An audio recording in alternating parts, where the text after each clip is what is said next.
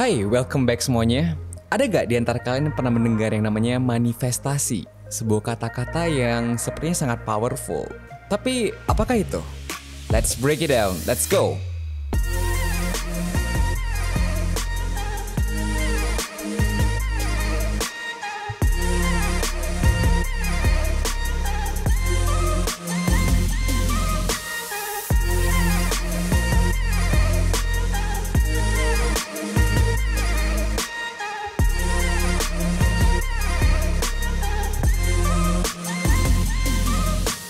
Hai, welcome back everyone, welcome back Civivi. Apa kabar? Baik, apa kabar Hari? Baik, Anda terlihat sedikit lesu hari ini. Panas banget, Semarang panas banget. Medan juga panas, tapi kebetulan hari ini hujan lebat.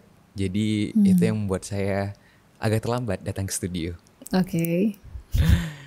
Oke, so hari ini sebenarnya aku punya pembahasan yang cukup menarik nih. Karena di luar sana aku sering mendengar banyak ungkapan tentang cara kita atau bagaimana seharusnya kita mencapai goals kita. Ada ungkapan yang pernah bilang usaha itu tidak akan pernah mengkhianati hasil. Ada juga yang bilang asalkan ada kemauan, di situ pasti ada jalan.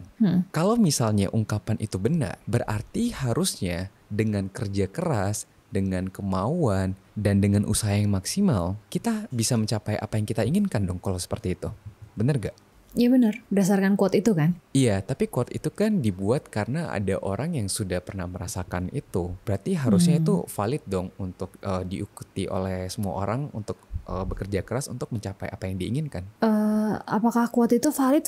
Apakah buat semua orang? Enggak lah, kita kan udah pernah bahas kan. Maksudnya sebuah quote itu kan datang dari orang yang memang merasa itu adalah sebuah kenyataan sehingga dia keluar quote itu. Tapi apakah itu berlaku untuk 100% manusia? Nggak mungkin lah. Berarti lu nggak percaya kalau misalnya dengan kerja keras suatu saat nanti kita akan berhasil mencapai apa yang kita inginkan gitu? Aku percayanya kebalikan. Aku percaya untuk mencapai sesuatu yang kita mau, kita harus kerja keras. Tapi kerja keras tidak menjamin akan kita pasti mencapai apa yang kita mau. Oke, kalau seperti itu kenapa kita harus kerja keras? Buang-buang waktu aja dong. Karena kan kita nggak ada kepastian, bosnya suatu hal itu akan tercapai gitu. Menurut gue gini, kalau gue terlalu sibuk fokus pada hasilnya, gue tidak akan menikmati prosesnya gitu. Dan hidup kan ujung-ujungnya kan hidup kan mati ya gitu loh.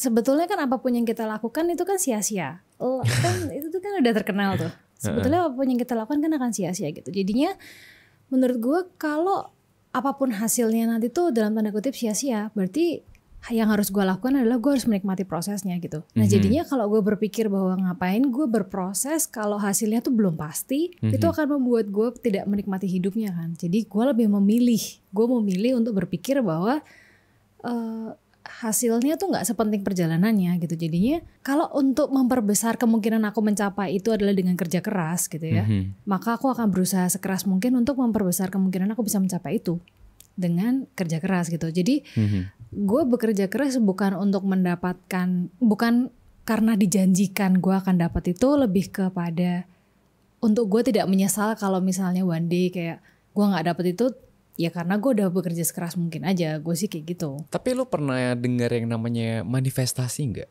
Atau orang bilang law of attraction? Ya. Lo percaya itu kok. Lo percaya? Berarti kalau misalnya kita meyakinkan diri kita sendiri dengan suatu saat apa yang kita inginkan pasti tercapai, harusnya kemungkinan besar hal itu akan tercapai. Lu percaya? Gue dulu percayanya kayak gitu sampai gue tahu gue tuh salah gitu. Jadi gue pikir kan kayak kalau lu bener-bener pingin sesuatu lu akan dapet itu kan. Kayak lu akan menarik itu energinya gitu kan katanya. Ternyata tuh salah gue. Ternyata tuh the universe doesn't give you what you want. The universe gives you what you are. Jadi tuh bukan hanya karena lu menginginkan sesuatu terus kemudian tuh akan datang ke lu tuh, enggak.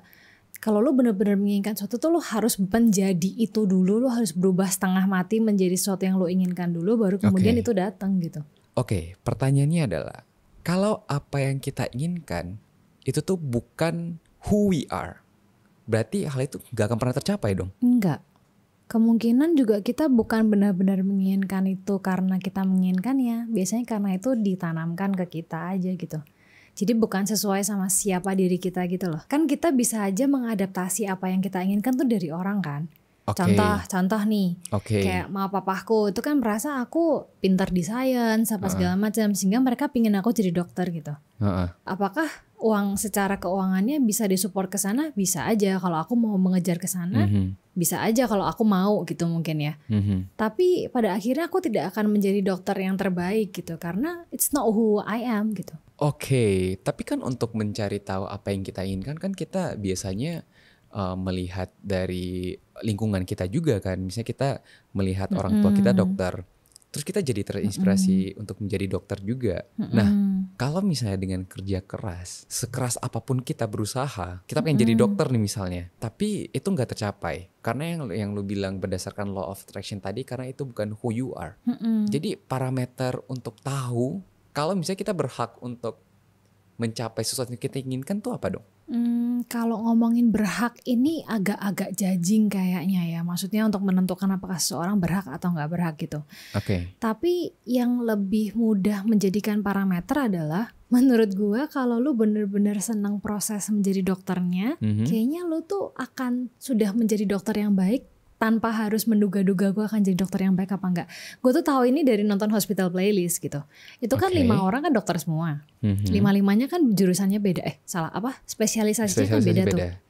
Nah, yang jelas adalah 5-5-nya tuh tidak pernah mempertanyakan apakah mereka akan jadi dokter apa enggak. 5-5-nya tuh memang ya seneng aja sama prosesnya. Bahkan yang cewek itu satu-satunya itu kan dia suka sama otak manusia sampai segitunya banget gitu kan, sampai orang merasa dia freak banget gitu. Tapi kalau lu terlalu sibuk mempertanyakan apakah gue layak, apakah ini gue yang sesungguhnya, apakah itu berarti lu nggak menikmati prosesnya. Dan kalau lu nggak menikmati prosesnya, kemungkinan kecil sekali untuk lu mau bertahan di situ seumur hidup nggak sih, Ari?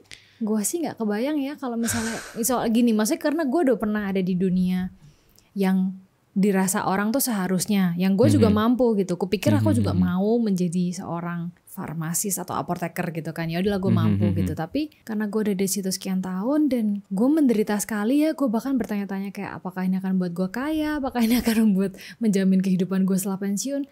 Ya artinya gue nggak suka sih, gue sih nggak kebayang ya akan di situ selama 50 tahun seumur hidup gue nggak kebayang kayak gitu. Tapi kan untuk menikmati proses itu kan artinya kan kita mengejar sesuatu yang kita suka untuk membuat kita bahagia. Tapi di sisi lainnya, kalau apa yang kita suka dan apa yang kita bikin kita bahagia itu ada harga yang harus dibayar. Misalnya kita tidak menjadi kepala rumah tangga yang baik, kan ada orang yang seperti itu. Kayaknya konteks pertanyaanmu tuh gini ya, gimana kalau misalnya kita tuh terlalu sibuk mengejar apa yang kita mau aja sampai kita melalaikan kewajiban kita gitu ya. Kalau dia melalaikan udah jelas salah lah. Menurutku gini, ketika gimana ya, kadang-kadang kita tuh lupa kalau menjadi orang dewasa tuh tidak hanya melakukan apa yang kita mau aja. Menjadi orang dewasa tuh berarti mengambil semua rasa sakit yang tidak kita bayangkan dulu pernah ada. Menurut gue tuh menjadi orang dewasa kayak gitu. Ketika lo memutuskan untuk menikahi seseorang, ya artinya kan lo memutuskan untuk menambah masalah ke hidup lo kan, menambah tanggung jawab kan. Ya berarti lo tahu kalau lo akan merasakan rasa sakit yang lebih banyak gitu. Dan kalau lo kemudian lari dari rasa sakit yang udah lu komitmen dulu, ya udah jelas salah dong. Berarti lu nggak mikir ketika ngambil komitmen itu, atau ya lu berarti lari dari komitmen yang udah pernah lu ambil. Ya udah jelas salah lah kalau kayak gitu. Jadi untuk menyeimbangkan kedua hal tersebut itu gimana dong? Kan sangat susah untuk kita mengejar kebahagiaan kita sendiri dan bertanggung jawab atas kehidupan kita. Sebetulnya mungkin pertanyaan itu sama kayak gimana caranya mencapai work life balance ya. Kayak sesuatu yang sebenarnya tuh menurutku tidak mungkin. Dan aku tuh pernah dengar omongannya Gary V ketika dia datang ke salah satu conference, terus dia ada satu mamah atau satu papa gitu, aku lupa, datang ke dia terus nanya kayak gimana caranya aku tuh bisa menjadi pengusaha yang sukses dan orang tua yang sukses gitu kan. Terus Gary V-nya jawabnya, you can become God gitu. Maksudnya itu tuh nggak ada. Dia bilang nggak ada kayak gitu. Dia bilang kayak, ya kalau lo mau jadi orang tua yang sukses, ya lo harus memanfaatkan waktu sama anak lo sebaik mungkin. Dan kemudian ketika lo mau jadi pengusaha yang sukses, ya lo harus memanfaatkan waktu ketika lo di kantor sebaik mungkin. Artinya, lo tidak punya waktu untuk diri lo sendiri. Dia bilang kayak gitu. Oke. Dan ya itu konsekuensi yang harus diambil. Karena manusia kan cuma 24 jam sehari ya. Jadinya kalau lu pengen menjadi sesuatu yang terbaik untuk anak lu dan terbaik untuk pegawai lu, ya pasti lu mengabaikan diri lu sendiri kan. Kayak gitu. Kalau mau ngomongin balance-nya ya Hari. Kemudian kalau misalnya orang nanya kayak, terus gimana caranya untuk membalancekan semuanya? Nggak mungkin. Kayaknya harapan untuk itulah yang membuat seseorang menderita menurutku. Harapan bahwa akan mencapai sebuah equilibrium yang balance antara semuanya itulah yang kayak harusnya gue bisa semuanya rata gitu. Kayaknya keinginan itu deh yang membuat kita tuh menderita menurut gue ya. Oke, berarti kan dengan tanggung jawab yang kita tambahkan ke kehidupan kita itu akan mempengaruhi kebahagiaan kita dan sesuatu yang ingin kita capai. Iya. Berarti kan kemungkinan besar kita akan sulit tuh untuk mencapai sesuatu yang kita mau ataupun yang bikin kita bahagia. Berarti apakah kita harus sengsara aja kayak gitu? Sebetulnya yang gue percaya itu life is suffering ya. Gue semakin percaya ini karena semakin, gue gak tahu apa, semakin karena buku yang gue baca semakin tua ya. Maksud gue, gue ngerti sih bahwa Aristoteles tuh pernah bilang satu-satunya yang manusia lakukan for the sake of doing it itu adalah happiness. Jadi ketika lo ditanya kenapa lo ngelakuin itu, biar gue happy, itu tuh the true answer tuh katanya tuh itu. Karena alasan jawaban itu keluar adalah karena manusia tuh tahu bahwa itu adalah hal tersulit untuk dilakukan gitu. Karena manusia tahu bahwa kehidupan itu suffering. Life is all about suffering gitu. Makanya kita pengen ngejar happiness. Yes, that's the only true answer that you will say to the world gitu. Kayak kalau lu ngomong itu kenapa? Kan kadang-kadang emang gak make sense kan. Misalnya kita nanya orang kayak, lu ngapain kayak gitu sih? Ya gue seneng aja. Itu tuh the truth ternyata. Gue pikir tuh selama ini orang ini ngaco ya. Ternyata tuh benar ketika orang ngomong kayak, ih gue seneng aja ngelakuin itu. Itu bener jawaban subconsciously gitu ya? Karena ternyata manusia tuh memang dalam tanda kutip ditakdirkan dalam hidup ini adalah memilih suffering mana yang dia mau pilih gitu. Nah jadinya ketika gue menyadari itu, gue merasa ketika kita menyadari bahwa life is suffering, so we choose what we want to suffer for gitu tuh menurut gue jauh lebih damai sih Har. Soalnya gini, kita ngambil contoh yang mungkin relate sama kita berdua ya. Ketika lu masuk ITB, Oke. Lu masih ingat gak hype-nya pada saat itu? Masih. Institut terbaik bangsa, apalah, ya kan? Gue masih ingat kata sambutannya bahkan kan. Selamat datang mahasiswa terbaik bangsa. Bukan. Putra putri penerus bangsa. Ya kayak gitu-gitu. Kayak seolah-olah semua orang itu tuh kayak kayak berisik banget betapa hebatnya mahasiswa yang masuk situ gitu. Gue sih merasakan itu. Tapi ketika kita masuk Hari, kita tahu kayak kita masuk ke sebuah penderitaan yang another whole level gitu kan. Oke. Yang kayak beda banget, lu sendirian di sana, lu mesti ngekos, lu mesti segalanya sendirian gitu. Tapi kita tahu bahwa ya suffering itu ada intinya gitu, ada sesuatu yang mau dicapai gitu. Jadinya dan kita tahu pada saat itu kita udah tahu kita pasti kurang tidur. Kita pasti makannya berantakan, kita pasti sakit dan segala macamnya. Kena tipes lagi. Iya, ya kalau lu nanya kayak kalau gitu mending berarti life is about suffering dong. Iya, that's the only make sense answer ya Hari. Oke, kalau memang life is about suffering dan life is about to choose what we want to suffer, untuk memilih suffering yang lebih baik nih, kan kalau misalnya kita tahu kerja keras saja itu nggak cukup untuk mencapai sesuatu yang kita inginkan ataupun sesuatu yang bisa bikin kita bahagia. Kapan kita bisa tahu kita itu harus memilih suffering yang lainnya? Atau mungkin sederhananya kapan kita bisa tahu seharusnya kita itu tidak mengejar A, tapi seharusnya kita mengejar B gitu. Mungkin gue kasih ilustrasi ya supaya lebih kebayang kali ya. Kalau misalnya lo tahu Harry Ipe, tahu nggak? Harry Ipe itu kan salah satu pelatih ganda putra terbaik Indonesia kan? Sekarang jadi ganda campuran, dia lagi trending tau nggak? Iya, baru berganti menjadi kepala pelatih ganda campuran.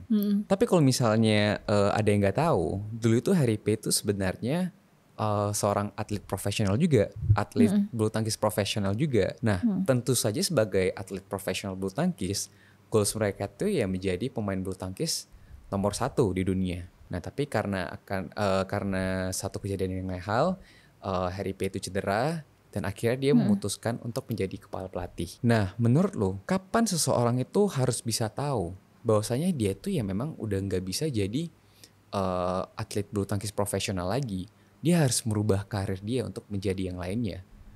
Karena kalau misalnya lu bayangin ya, kalau misalnya pada saat itu ketika setelah cedera, Harry Ipe masih berjuang terus-menerus untuk menjadi seorang atlet profesional, kan rasa-rasanya agak tidak mungkin ya. Menurut gua. Tapi dia memutuskan untuk menjadi pelatih karena dia masih mencintai bulu tangkis. Nah, kapan kita harus bisa tahu kalau kita itu harus berubah nih, orientasi goals kita itu harus berubah nih. Karena tadi ilustrasi, gue juga kasih ilustrasi lah biar kebayang ya. Asik. Kalau lu nanya sama gue beberapa saat yang lalu, Hari, let's say beberapa tahun yang lalu lah, ketika gue give up, dalam tanda kutip give up di mimpi ya, di hidup gue sebelumnya gitu ya, kayak menjadi di jalan itu? yang gue kan sebelumnya kan milih di berkarir di yang safe gitu lah ya, di korporasi, kesehatan. Itu kan kalau lu nanya gue pada saat gue memilih untuk berhenti itu dan berpindah ke yang lain, gue akan ngomong bahwa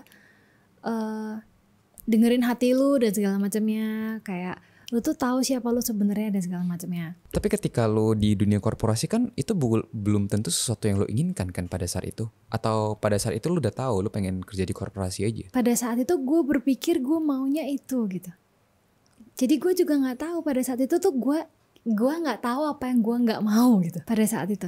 Konteksnya agak beda dong dengan Harry Ipe. Harry Ipe tahu dong dia mau menjadi atlet profesional bulu tangkis, atlet nomor 1 dunia. Gak mungkin orang yang main bulu tangkis dan menjadi atlet, dia mau menjadi nomor 2 atau nomor 3 di dunia kan. Mereka pasti berlomba-lomba untuk menjadi yang terbaik dong. Dan gak mungkin mereka akan berlatih sekeras itu dan seserius itu kalau misalnya mereka gak tahu sebenarnya apa yang mereka inginkan.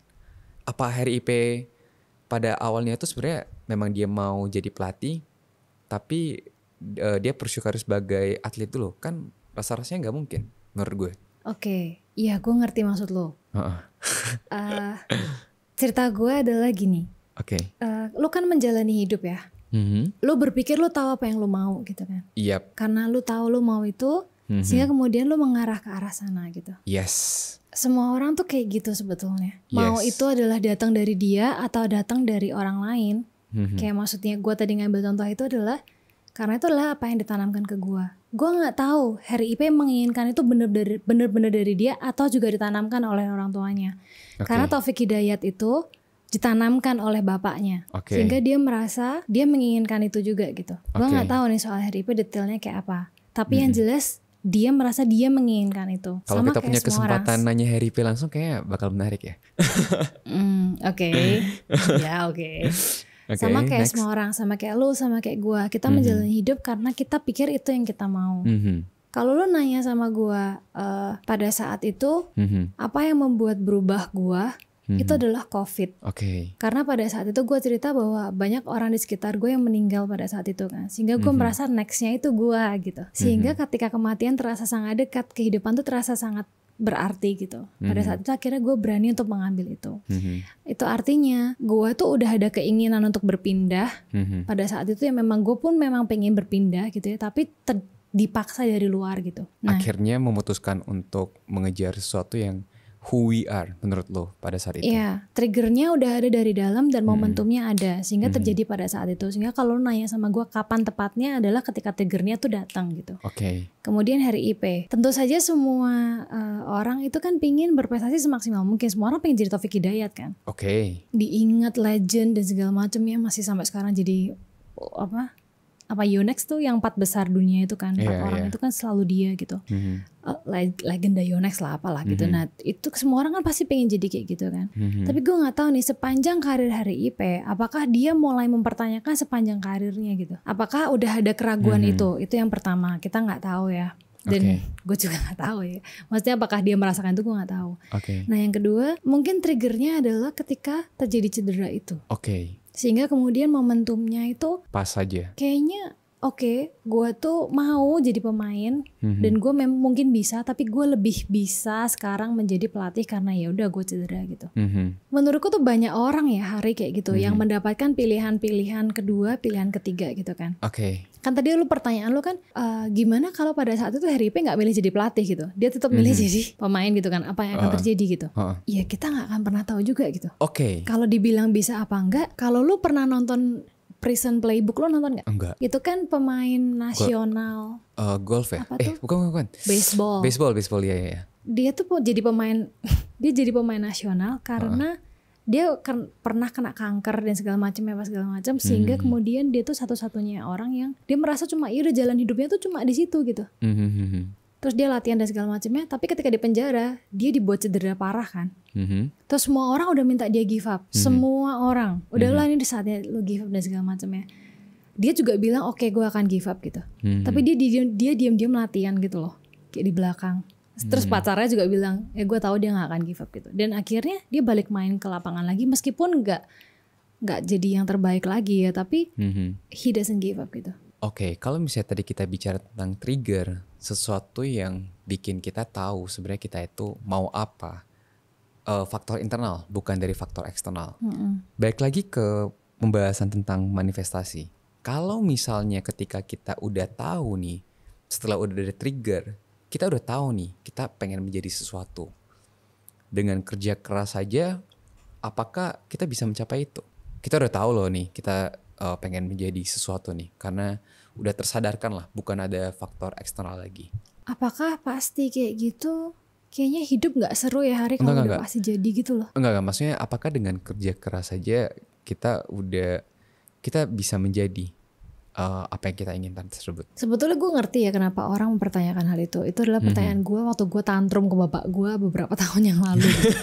Gue minta dia menjamin masa depan gue akan baik-baik aja. Gue minta dia menjamin bahwa apa yang gue mau akan tercapai. Gue minta dia berjanji bahwa ketika gue berusaha sekeras mungkin, gue akan mencapai apa yang gue mau gitu.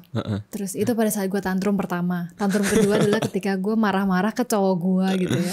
Gue tuh udah berusaha sekeras ini. Gue tuh ketika orang lain tuh kerja 40 jam, gue kerja 50 jam, gue S2, gue part time dan segala macamnya kayak gitu dan segala gini. Terus gue ngomong, apakah ini semua akan menjamin masa depan gue akan baik-baik saja gitu. Terus jawaban cowok gue cuma no, udah. Dan dia mengulang no itu kayak jutaan kali gitu sampai akhirnya itu meresap ke kepala gua gitu ya. Tapi yang benar-benar meresap ke kepala aku pertama kali adalah sebenarnya omongan papaku sih. Papaku tuh bilang kayak, kamu tuh sebenarnya bayanganmu akan masa depan tuh kayak apa sih, seburuk apa sih? Emang kalau nggak tercapai tuh hidupmu akan kayak gimana? Emang kalau misalnya apa yang kamu tuh nggak dapat apa yang kamu definisikan di kepalamu tuh, emang kamu pikir kamu akan jadi apa? Kamu akan dihina orang kayak apa? Apa sih yang terburuk ada di kepalamu gitu? Waktu itu gue tidak berani jawab ya, tapi jawaban dalam kepala gue adalah sebetulnya intinya adalah gue takut diomongin orang sih. Gue sadar itu. Menjadi beban masyarakat. Enggak sih, beban masyarakat tuh kan definisinya banyak ya. Kalau selama gue nggak tinggal di shelter untuk gembel gitu kayak belum sih, tapi intinya adalah yang gue takutkan adalah papaku tuh sebenarnya pada itu bilang, kamu tuh bukan takut mengejar, kamu tuh bukan takut gagal, kamu tuh bukan takut sakit, kamu tuh cuma takut sama omongan orang gitu. Pada saat itu kemudian gue memang mempertanyakan lagi sih sebetulnya definisi berhasilnya gue tuh apa sih gitu loh. Karena bapak gue tuh nanya, emang maksudmu berhasil tuh apa sih? Papa tuh suruh jamin apa gitu loh. Papa jamin kamu S2 lulus? Iya tak jamin gitu.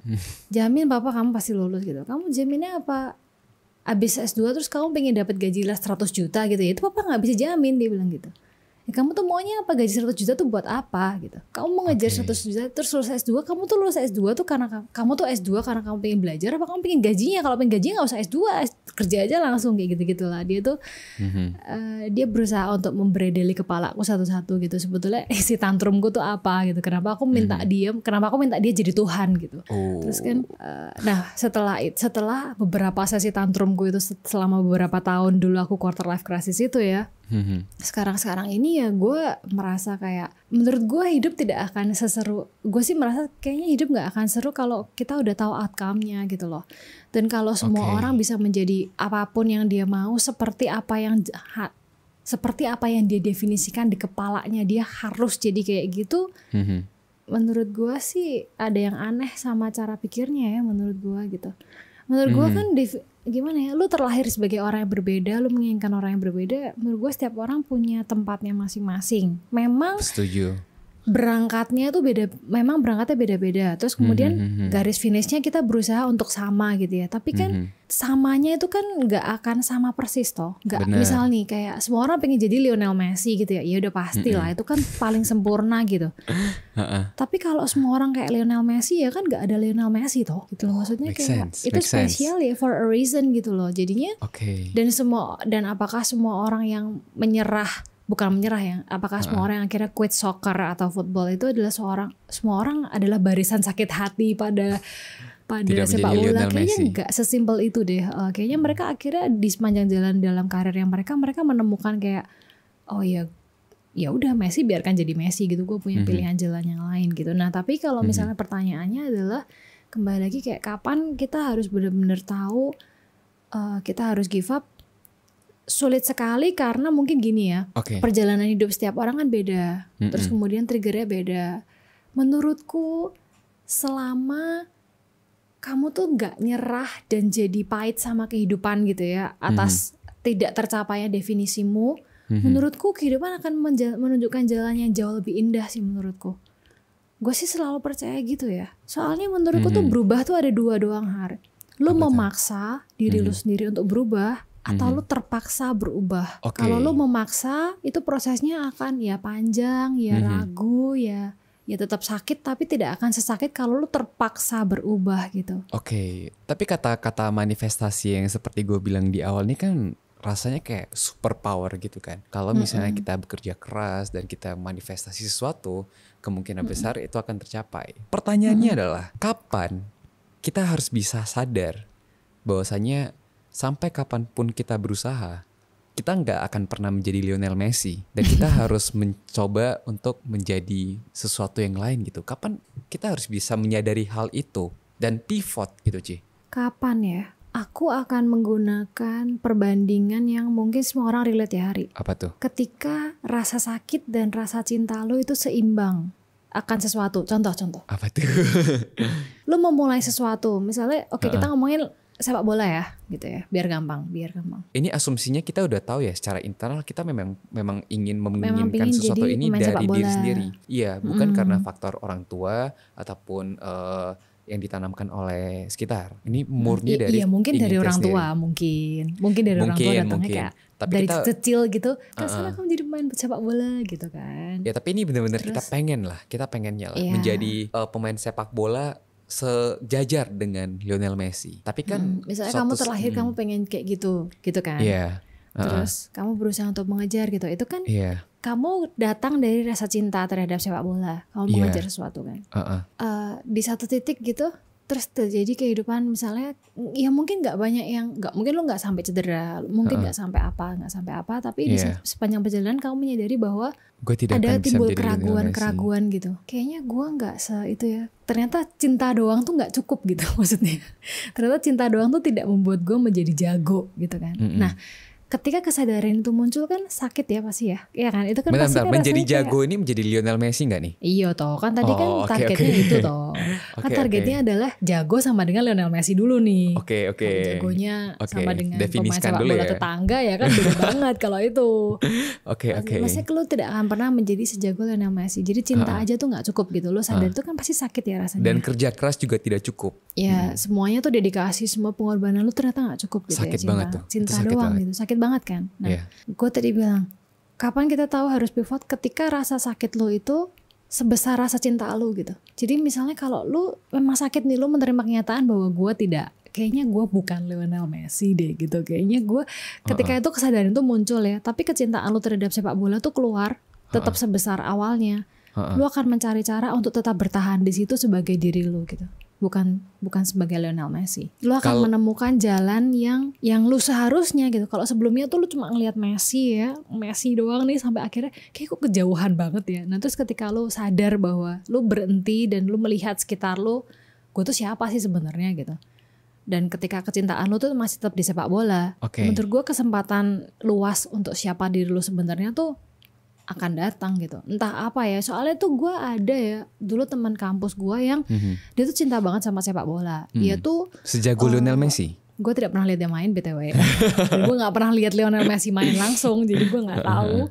Tapi intinya adalah dia tuh sadar bahwa gue tuh awalnya pingin sih jadi pemain sepak bola dong udah pasti. Tapi dia bilang bahwa tapi di satu titik gue sadar sih bahwa gue tuh jago nulis gitu. Lebih jago daripada gue jago sepak bola. Itu kan sakit ya buat dia ya gitu loh. Kayak teman-temannya tuh lebih muji dia nulis daripada muji dia sepak bola gitu. Itu kan buat dia kan menyakitkan sekali gitu. Tapi dia ngomong tapi Ci aku tuh cinta banget sama sepak bola. Jadi akhirnya dia menjadi wartawan bola. Oke. Lu semua tahu lah nama majalahnya. Lu semua tahu lah. Ini gue nggak tahu. Tapi gue akhir-akhirnya baru nemu seseorang yang dia tuh dulu pernah latihan jadi atlet, tapi kayaknya dia mengurungkan niat dia dan akhirnya jadi wartawan juga, jurnalis di bidang olahraga itu. Kayak gitu. Jadinya ketika rasa sakit lo tuh masih sebesar rasa cinta lo di situ, ya lo akan menyadari bahwa oke, gue masih sayang, gue masih cinta di sini, tapi gue harus menerima kenyataan gitu ya. Gue bisa apa kayak gitu. Menurut gue sih kayak gitu ya. Kalau begitu kehidupan kita udah ditakdirkan dong. Karena kan who we are ini kan akan ketahuan nih sering berjalannya waktu. Berarti itu sebenarnya udah ditakdirkan dong kalau kayak gitu. Kalau ngomongin ini menurutku tergantung gimana perspektifnya. Tapi gue suka ngomongin ini karena gue punya keyakinan ini Hari. Apa tuh? Menurut gue manusia tuh kadang jahat ya sama Tuhan gitu. Karena menurut gue Tuhan tuh gak sejajing itu sama manusia. Kayaknya Tuhan tuh gak seprotektif, gak seposesif, gak seobsesif itu sama manusia. Kayak harus ngikutin apa yang dia mau doang. Menurut gue tuh kayak gitu. Tapi manusia tuh kayaknya terlalu sering judging sama Tuhan untuk ini semua salah Tuhan. Emang Tuhan maunya gini sih, kayak gini lah apalah. Dan itu membuat kita tuh kayak menderita gitu. Karena seolah-olah hidup kita tuh kayak tidak ada di power kita gitu kan. Seolah-olah kita hanya menyerah pada sesuatu yang sudah digariskan gitu. Bahkan kayak garis tangan dan segala macamnya gitu. Iya, seakan-akan kita menyerah pada takdir gitu. Kita tidak bisa menjadi sesuatu yang kita inginkan. Bukannya itu kayak nggak ada adil. faktor eksternal yang udah mengarahkan hidup lo kemanapun apapun yang lo lakukan, lo akan tetap di situ gitu kan. Iya, karena dari tadi yang kita bahas adalah kita hanya bisa menjadi sesuatu ya memang diri kita. Nah ya memang diri kita itu kan berarti kan seperti sesuatu yang udah ditakdirkan. Kalau gitu sama aja kita menyerah pada takdir dong. Sebetulnya di mana dan bagaimana lo dilahirkan kan itu juga udah takdir kan, bagian dari takdir. Nah, buktinya kita nggak dilahirkan di Amerika gitu. Itu pernyataan bagus tuh. Nah, karena gue tuh juga dulu tuh ada kemarahan terhadap takdir ya gitu kan. Jadinya gue tuh cukup belajar banyak dari berbagai macam aliran kepercayaan gitu. Salah satunya adalah gue tuh waktu itu ke Bali, ke Ubud untuk belajar soal itu. Terus ada orang yang pintar baca garis tangan kan. Terus gue tuh bilang kayak kenapa sih baca garis tangan? Apakah kemudian tuh sudah digariskan semuanya? Terus dia ketawa-ketawa, dia jawab gini kayak, lah kamu sendiri kenapa pengen garis tanganmu dibaca? Kamu juga pengen tahu kan masa depanmu kayak apa? Terus aku kayak, iya sih.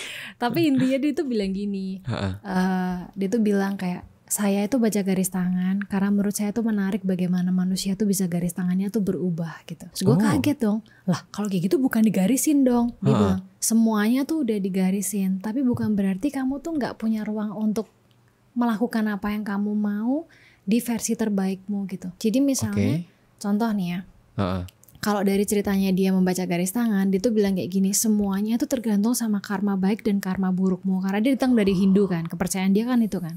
Bukan Buddha ya? Semuanya tuh tergantung pada Bukan Buddha ya? Kalau karma. Bali sih BTW. Kan di Hindu nih, jangan dipaksa dong. Bante, tolong saya. Dia bilang gini, manggil aku kan adek ya, dengan aksen Balinya itu.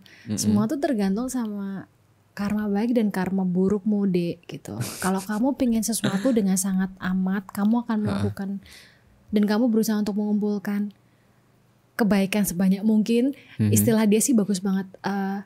Surga akan bergerak membantu kamu.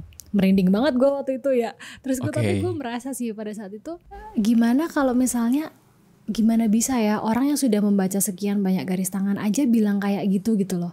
Orang yang percaya bahwa sesuatu sudah digariskan aja bilang bahwa sesuatu segala yang digariskan aja bisa berubah gitu. Berarti kan dia tuh bilang gini, garis tangan itu tuh tidak, ketika kita terlahir itu tuh garis tangan tuh nggak semuanya garis tangan tuh sepanjang kita berjalan tuh akan muncul satu persatu katanya. Bahkan dia bisa ngelihat kayak, oh ini kamu di sini, oh kamu pernah disakiti di sini ya, pas segala macam di sini. Terus aku nanya kan, itu tuh udah ada sebelumnya apa belum?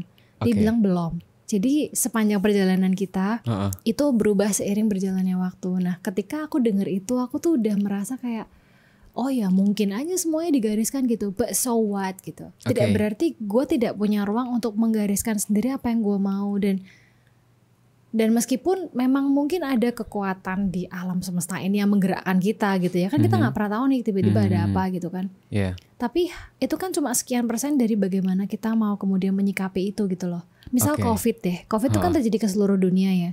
Tapi bagaimana setiap orang menyikapi COVID itu kan beda-beda banget ya hari gitu loh. Jadi kalau memang let's say COVID itu adalah takdir gitu ya. Tapi kenapa gak semua orang mati gitu ya kan. Atau kenapa, ya angkatan gue sih banyak ya. Kenapa ada temanku yang meninggal dengan cepat sekali. Ada yang udah berapa bulan di rumah sakit dan ternyata survive gitu. Kenapa? Menurut gue tuh kenapa gitu. Jadi ada banyak sekali faktor yang menurutku tuh membuat kehidupan ini tuh menarik. Di sini, di titik ini setelah gue mempelajari ketemu sama pembaca garis tangan, Wayan, itulah orang pembaca garis tangan, itu tuh aku merasa kayaknya kayak gue tuh nggak tahu apa-apa deh soal kehidupan gitu loh. Satu-satu yang gue tahu soal kehidupan adalah apa yang gue percayai benar aja, dan sejak itulah gue meyakini bahwa kalau satu-satunya yang gue percaya benar adalah melakukan hal yang benar gitu ya untuk mencapai apa yang gue mau gitu. Ya udah gue straight di situ dan gue yakin gue akan ada di jalan yang benar. Udah gitu doang sih. Kalau semesta tidak mendukung? Berarti gue melakukan hal yang salah.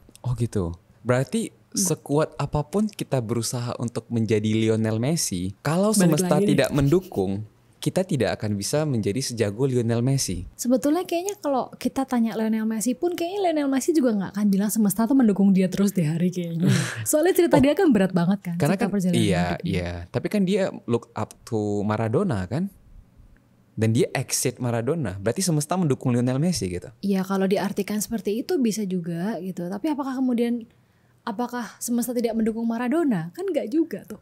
Maksud gue tuh kayak itu kan tergantung. Tapi Lionel Messi kan bekerja aja. sangat keras gitu, berusaha dengan keras. Iya.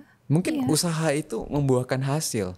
Kenapa orang-orang seperti kita dengan berusaha keras tidak bisa berhasil? Berarti semesta tidak mendukung. Iya tergantung definisi lo berhasil tuh apa dulu. Kalau mungkin pada saat itu Lionel Messi mungkin definisi berhasilnya adalah menjadi pemain sepak bola nomor 1 di dunia. Tapi gue nggak tahu ya. Mungkin versi Lionel Messi akan berbeda. Iya. Terus definisi berhasil lu tuh apa? Definisi gagal lu tuh apa? Dan apakah itu melibatkan lu atau melibatkan orang lain gitu. Berarti kalau misalnya kita udah tahu sekeras apapun kita berusaha, kita tidak akan menjadi Lionel Messi. Kita harus berdamai dengan itu. Iya itu kan sakit ya. Gitu kan. Rasa sakit kan balik lagi. Itu kan rasa sakit tuh yang terasa tuh. Tapi apakah kecintaan lu pada apa yang lu kerjakan tuh masih besar gitu. Kalau memang masih besar ya it's not time to give out, kayak give up semuanya, enggak dong. Ya udah berarti saatnya lu memikirkan sesuatu yang lain. Ini yang terjadi di gua nih ya. Ya terus berarti apa yang bisa gua lakukan di sini gitu. Apa yang bisa kita lakukan di satu industri ini ataupun di satu ranah ini. Ada istilah dijegal semesta sih memang. Ya gue juga percaya itu. Gue juga percaya bahwa semesta tuh kadang iseng aja gitu loh ngejegal-jegal untuk ngelihat nih orang tuh beneran cinta di sini apa enggak, nih orang tuh beneran layak di sini apa enggak. Menurut gue tuh tes ujian kayak gitu yang menurut gue harus dilampaui ya. Jadi kayak seru aja sih menurut gue. Berarti kita juga harus bisa belajar berdamai kalau misalnya kita tidak akan pasti bisa mencapai apa yang kita inginkan. Iyalah, kalau itu udah jelas lah. Kalau misalnya kita kekeh dan keras kepala nih, kita pengen menjadi Lionel Messi, tapi kita tidak mau berdamai, resikonya apa? Menurut gue ketika lo mengambil keputusan, lo harus tahu, lo harus bisa membayangkan rasa sakit dan konsekuensinya. Kalau lo siap ya udah ambil aja. Walaupun resikonya itu lo bakal stres seumur hidup lo karena lo nggak akan bisa menjadi seperti Lionel Messi. Ya iya, lo harus tahu.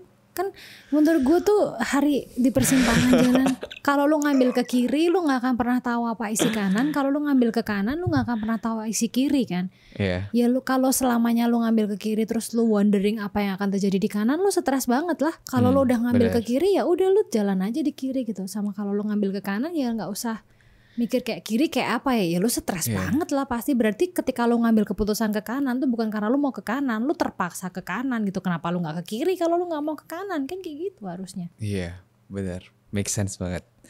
Ya berarti hari ini gue menyadari bahwa Lionel Messi cuma satu. Dan sekeras apapun gue berusaha, gue tidak akan pernah menjadi Taufik Hidayat ataupun Lionel Messi. Dan gue harus sorry bisa. kalau gue jawab nggak bisa sih Hari ya. Dan gue harus belajar berdamai dengan hal itu semua. Dan mungkin itu juga yang harus dilakukan oleh teman-teman kita lainnya yang mungkin kadang mereka terlalu keras kepala, ingin sesuatu itu terjadi sesuai dengan apa yang mereka inginkan aja. Dan hari ini gue belajar bahwasanya ternyata kalau misalnya semesta tidak mendukung, ya kamu tidak akan menjadi apa-apa. Tapi bukan berarti kamu gak bahagia loh ya. Dan bukan berarti kamu gak boleh bekerja keras. Dengan bekerja keras itu gak usah bekerja keras gitu. Bener, dengan bekerja keras itu memperbesar kemungkinan lo itu untuk mencapai hal yang lo inginkan. Tapi kalau misalnya memang hal itu tidak bisa tercapai, ya kita harus mengevaluasi hal itu lagi dan mempertimbangkan itu kembali. Dan kita juga harus bisa berdamai dengan hal itu. Di samping itu juga, misalnya pun gak jadi Messi kayak temenku tuh ya, dia nyerah gitu. Maksudnya dia sadar bahwa dia bagusin nulis kan. Tapi kalau dia gak pernah mulai bermain bola, dia gak akan berakhir menjadi jurnalis bola, lo ngerti gak sih? Wow, bener. Iya dong, banget. Dia tidak akan pernah mengerjakan apa yang dia cintai gitu. Jadi ya lo mulai aja dulu, ujung-ujungnya kemana ya gak tahu gitu loh. Lo gak harus jadi A doang, kan pilihannya ada A sampai Z, ada A Z gitu. Jadi ya mulai aja dulu, masuk ke dunia yang lo mau. Perkara nanti di sananya lo di odak-aduk jadi apa ya nggak ada yang tahu. Yeah. Dunia itu tidak se-predictable itu. Tidak seperti Mario Bros yang kita udah tahu di level terakhirnya itu kita akan kalah dengan dinosaurus. Gue sih nggak pernah sampai akhir sih. Oke, jadi mungkin itu aja buat episode hari ini. Semoga ada satu atau dua hal yang bisa kita pelajari dari diskusi kita hari ini. Dan mungkin itu aja untuk hari ini dan sampai jumpa lagi minggu depan. Until next time, bye-bye. Bye. In love